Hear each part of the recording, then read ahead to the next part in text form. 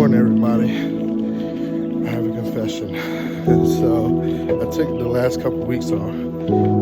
I was dealing with sinuses, and kids came back from school, and so couldn't really get back into the routine that I'm normally in when it comes to walking.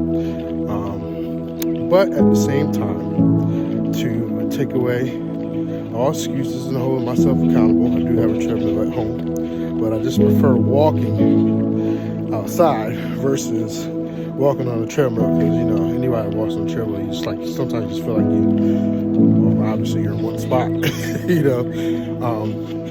But the goal was to lose weight, and because of that, I done added some pounds on that I now have to work on, and it's no different than in the spiritual realm. If you take off, if you say, I'm not going to do it this time, I'm not going to fast this time, I'm not going to pray this time, I'm not going to read my word, whatever it is that God is leading you to do, that's what happens. You add things that don't belong, and you start suffering.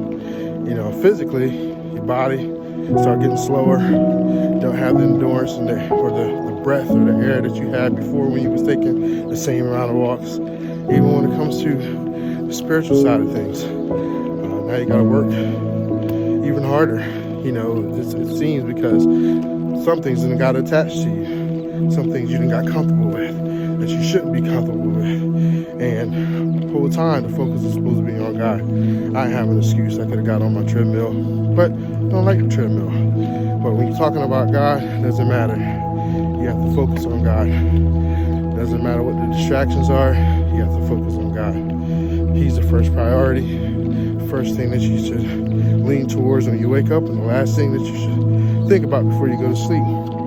And